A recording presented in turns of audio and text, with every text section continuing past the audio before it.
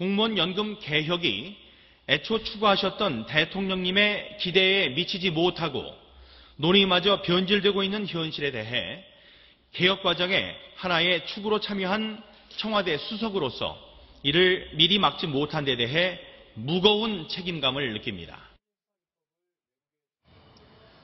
조윤선 대통령 정무수석이 갑작스럽게 사퇴 결정이 발표가 됐습니다. 지금 사퇴의 변, 직접 대변인 목소리로 들어보셨는데, 자, 조윤선 수석에 대한 경질, 박 대통령의 분노 표출이다. 자, 이게 내부적으로 좀 이런 얘기가 나오고 있는데 어떤 얘기인지 저희가 지금부터 단독으로 취재한 내용을 자세히 전해드리겠습니다. 하태원 차장. 네. 자, 일단 사퇴인데 사실상 경질이다 이런 얘기가 나오고 있습니다. 그렇습니다. 왜 그런 거죠? 네, 일단 사퇴라는 표현이 굉장히 무색할 정도로 전격적으로 사의 표명 직후에 대통령의 사표 수리가 이루어졌습니다. 이미 청와대에서 조윤선 정무수석에게 사표를 내라는 그런 얘기가 전해졌다는 말도 있고요. 심지어는 새누리당의 김무성 당대표, 그다음에 유승민 원내 대표조차도 사퇴 사실에 대해서 전혀 모르고 있었다. 예. 기자들의 질문을 받고 얼떨떨할 정도로 굉장히 전격적으로 이루어졌습니다. 다만 이 과정에서 박근혜 대통령의 어떤 분노, 공무원 연금 개혁 과정에서 당과 청에 또 삐걱거리던 모습들이 여러 번 연출되지 않았습니까? 그런 과정이 15일 날 긴급 고위당정청 협의에서 봉합되는 듯한 느낌이었는데 박근혜 대통령이 조윤선 정무수석 경질이라는 강수를 통해서 어쨌든 굉장히 기분 나쁜 그런 화난 그런 느낌들을 제대로 표출했다고 생각됩니다. 예. 자, 이남 팀장.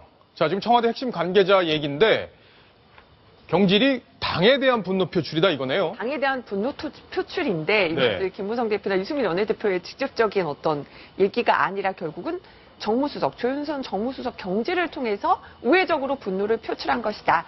오늘 바로 이 뉴스톱10 팀이 청와대 핵심 관계자와의 통화에서 그 단독으로 취재한 내용입니다. 그래서 조 수석도 바로 경질 사실을 어제까지 몰랐다는 겁니다. 어제까지도 몰랐다. 그래서 조석이 그동안 이제 여의도와의 굉장히 접촉도 많이 부족했고 예. 중요한 판단에도 실수가 많았다.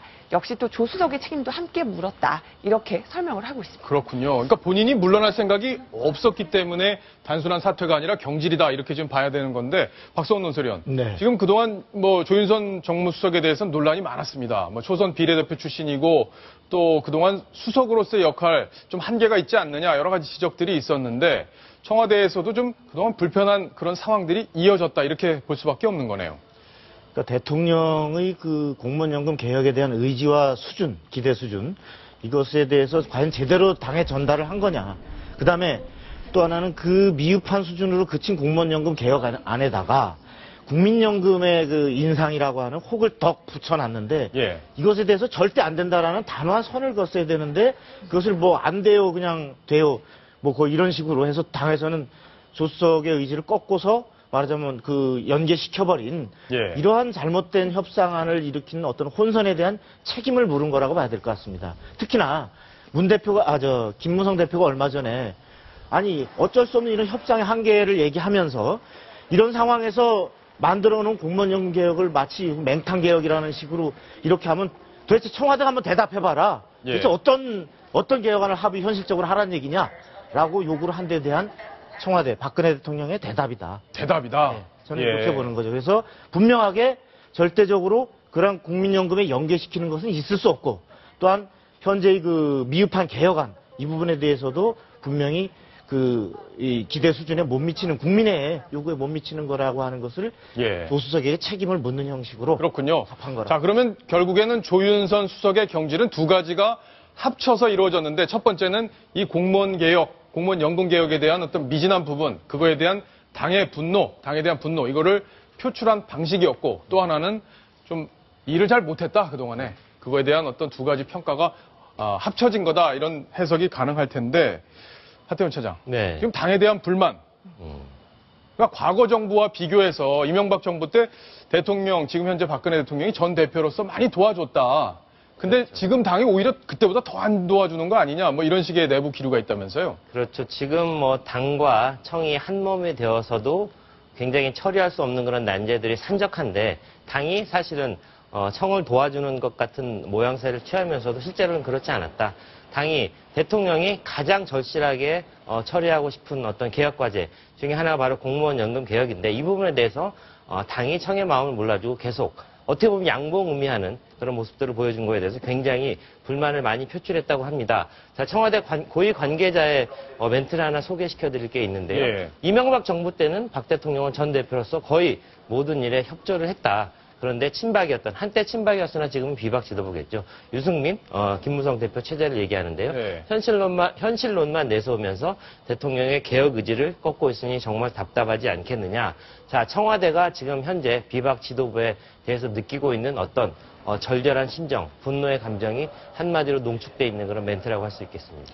근데 당초에는 사실 박성훈 논설위원, 네. 원래는 이 조윤선 수석이 정무수석 자리로 갈 게 아니라 나경원 의원이 가기로 돼 있었는데 막판에 조정이 되면서 좀 바뀐 것도 있었잖아요. 네.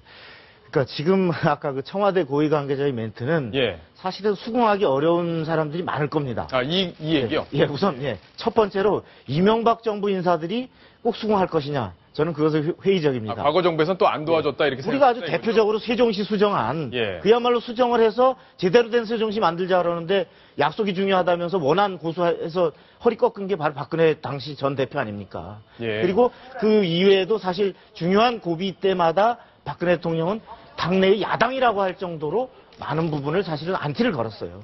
그럼 이제 그런 측면이 있고 또 하나는 그 당과의 관계에서 과연 당이 대통령을 돕지 않은 것만 탓할 수 있느냐.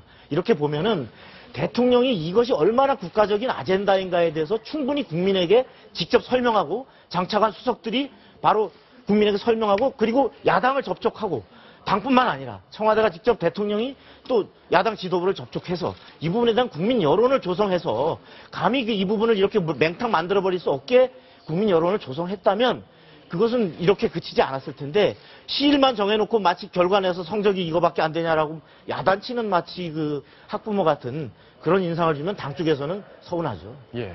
뭐 지금 김무성 대표가 아까 하태원 차장도 설명을 했지만 오늘 기자들하고 만나서 얘기를 했어요. 네. 기자들이 물어봤죠. 네, 알고 실제로, 있었냐? 예. 실제로 김무성 대표는 굉장히 황당하다는 표현을 했습니다. 네. 이게 과연 정무수석이 책임질 일이냐. 참 답답하다 이런 얘기를 했고요. 뭐 그 속내에는 이 여야 합의가 제대로 되지 않아서 거기에 이제 국회 선진화법 때문에 야당이 소수 야당이라도 발목을 잡으면 법안을 처리할 수 없는 상황. 예. 그 상황 때문에 이 법안이 처리가 안 됐는데 정무수석을 잘라버렸다? 여기에 대해서 김무성 대표는 굉장히 황당하다는 그런 반응을 보였습니다. 어쨌든 김무성 대표는 조윤선 이제 정무수석을 당으로 떠안아야 될 상황인데 또 이런 이야기도 전해지죠. 조윤선 대표가 이제는 정무수석이라는 자리에 대해서 어떤 한계를 느끼고 20대 총선을 위해서 돌아가야 되는데 자, 청과 당 사이에서 조윤선 정무수석은 이제 점점 김무성 대표 쪽에 약간 줄을 대려는 그런 모습이 포착됐기 때문에 청와대 내에서 약간 화가 났다. 이런 이야기도 전해져 오고 있습니다. 예. 네, 저 여기서 두 가지만 이야기하고 싶습니다. 일단 공무원 연금에 대해서 여야가 합의했다는 이야기를 계속 여야가 하고 있는데요. 그러면 합의를 했으면 무조건 따르는 것이 맞을까? 옳지 않는 합의도 따르는 것이 맞을까? 전 이번에는 청와대가 대통령께서 브레이크를 걸어준 것이 정말 잘했다고 생각합니다. 예. 왜냐하면 공무원 연금이라는 것이 공무원 연금인데 왜 그들은 그 기득권을 안 내려놓으려고 하냐는 것이죠. 왜 돈이 모자른데 국민이 세금을 거기다가 넣어야 하는지, 국민연금이 왜 연계되어야 하는지에 대한 전문가 이야기가 없었습니다. 어떤 전문가도 거기에 대해서 이야기를 할 수가 없었죠. 국민들은 모두가 이번에 이것이 타결이 안 된 것을 다행이라고 저는 생각할 거라고 봅니다. 예. 그래서 여야의 합의, 국회 선진화법 이런 이야기를 하는 것은 지금 여기는 옳지 않다. 그리고 두 번째는요. 정무수석 자리에서 일단 이번에 경질이 되었다고 하는데요. 전 여기에 아까도 잠깐 말씀하셨지만 의문을 갖고 싶습니다. 혹시 국민들은요. 사표를 낸다거나 사의를 한다거나 이렇게 했을 때는 갈 곳이 없습니다. 진짜 경질 이런 것이죠. 하지만 이분은 혹시 그 다음 선거를 위해서 간다면 그 행보라면 너무나 꼼수도 보인다는 것이죠. 예. 국민들이 바라볼 때는 아마 그럴걸요. 지금 이분이 물론 그 자리가 힘들었겠죠. 그리고 경질이 되었다면 기분은 나쁘겠죠. 하지만 그 다음 행보를 위한 일부 후퇴라면 바라보면서 역시 그들은 그들의 밥그릇을 챙기는구나 라고 아마 생각을 할걸요.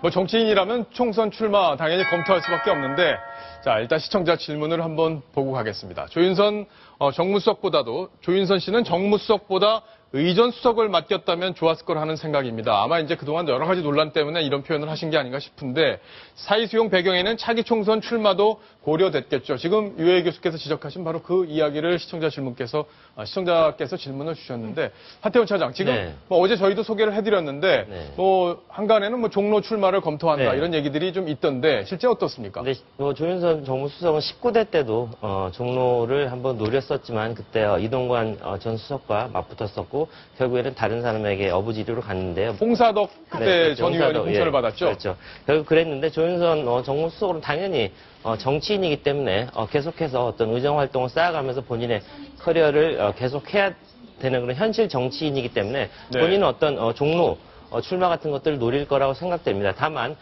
정치인에게는 어떤 사태, 현직에서 어떻게 물러가느냐, 국민들에게 어떤 이미지를 주고 가느냐 그게 굉장히 중요한데요. 방금 유해 교수가 지적하셨듯이 어떤 좋지 않은 모습으로 약간 어떤 꼼수를 부리는 모습으로 아니면 일을 잘 못해서 경질되는 모습으로 조윤선 수석이 물러난다는 것 그 부분은 본인이 굉장히 어떤 마이너스 요인이 될 거고요. 본인이 감내해 나가야 될 그런 아픔이라고 생각됩니다. 다만 조윤선 이제는 전 수석이 됐죠. 전 수석에게는 어떤 20대 총선까지 가는 길 상당히 가시밭길이 될 가능성이 높아 보입니다. 예. 알겠습니다. 조윤선 정무수석의 전격적인 경질 소식 저희가 자세히 정리를 해드렸습니다.